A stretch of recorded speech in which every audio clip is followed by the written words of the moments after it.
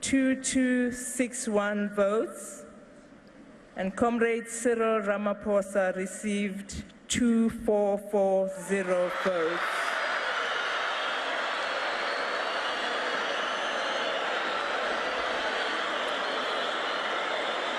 We declare Comrade Cyril Ramaphosa as the new president of the African National Congress.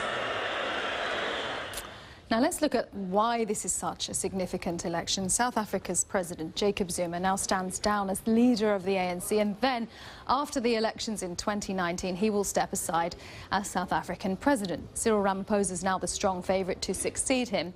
The ANC has overwhelmingly dominated every election since 1994.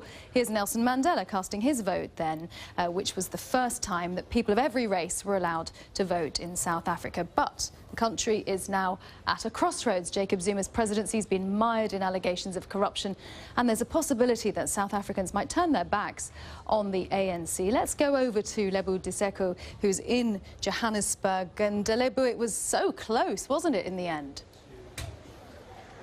I know, and Karen, I'm smiling because I heard that sort of the announcement that you played. The roar in that room was just incredible, and that cheering and dancing and singing went on for a good 10 minutes, 15 minutes even, after it felt like a very, very long time. There was a very touching moment afterwards when Nkosazana Dlamini Zuma came up on stage and hugged Cyril Ramaphosa. She was congratulating the top 6 leaders of the ANC that as they'd been voted in.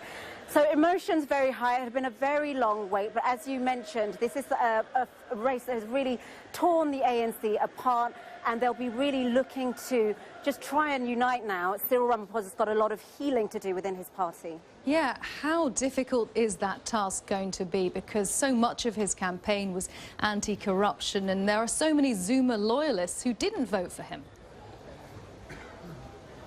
Well, this is the interesting thing. If you look at the makeup of that top 6, you've got 3 people who are essentially on Nkosazana Dlamini Zuma's, in her camp, supporting her, and 3 people, including Cyril Ramaphosa himself, who supported him. Now, some people are saying that this is going to make it hard for him to do the work that he wants to do. Other people saying that this is a real unity ticket and it will make it easier. I think the real work that the ANC as a whole has to do is convincing ordinary South Africans that they still have their interests at heart, the same people that they fought so hard to liberate from apartheid all those years ago.